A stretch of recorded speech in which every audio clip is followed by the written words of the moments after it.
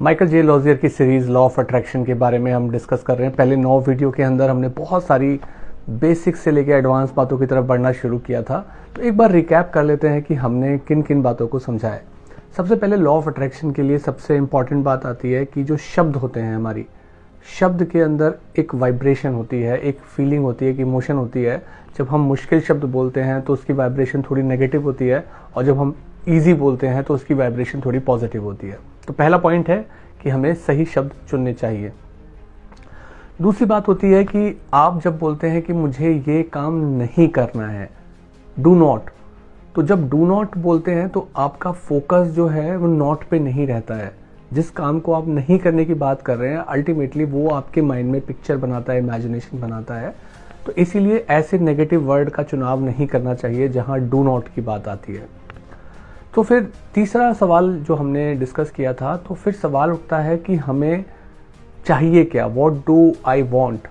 तो तीसरी बात यह है कि हमें इस चीज़ पे फोकस करना है जो हमें चाहिए, क्योंकि जिस पे हम फिर फोकस करेंगे जो हमें चाहिए तो उसी से हमारे चाहने की वाइब्रेशन जो है वो बढ़ जाएगी।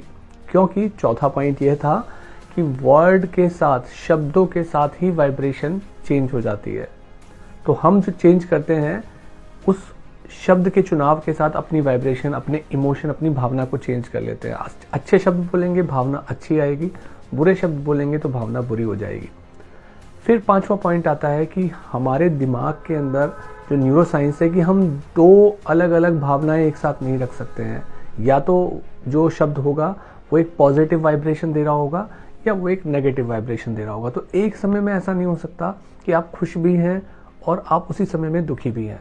तो आपने अगर सही शब्द चुना है तो इस वक्त जब आप सही शब्द चुन के सही बातें कर रहे हैं तो आपके अंदर पॉजिटिव वाइब्रेशन आएंगी। फिर आती है छठी बात कि हम अपनी वाइब्रेशन को चेंज कर सकते हैं। मतलब हम जानते हैं कि लॉ ऑफ अट्रैक्शन में हम अच्छे समय में अच्छी बातों को अपनी तरफ अट्रैक्ट करते हैं। बाई चांस आपने नोटिस किया कि दिन के इस वक्त में आप खराब महसूस कर रहे हैं, आपकी वाइब्रेशन नेगेटिव है, तो आप शब्दों का सही चुनाव करके उस वाइब्रेशन को चेंज कर सकते हैं। तो रीसेट हो सकती है वाइब्रेशन। अब हमने उसके बाद 7वां पॉइंट जो सीखा था वो था कॉन्ट्रास्ट के बारे में। कॉन्ट्रास्ट का मतलब है कि क्या ऐसी ऐसी चीज़ें हैं, मतलब नॉर्मली हमें ये पता होता है कि हमें चाहिए क्या होता है।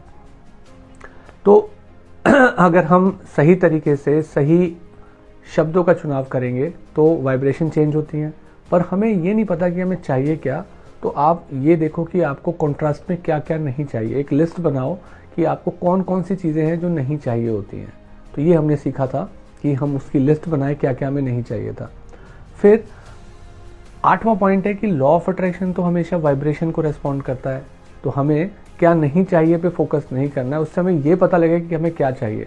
तो 9th पॉइंट होता है कि अपने कॉन्ट्रास्ट को जानने के बाद कि आपको क्या नहीं चाहिए, आपको ये पता चल जाता है कि आपको क्या चाहिए।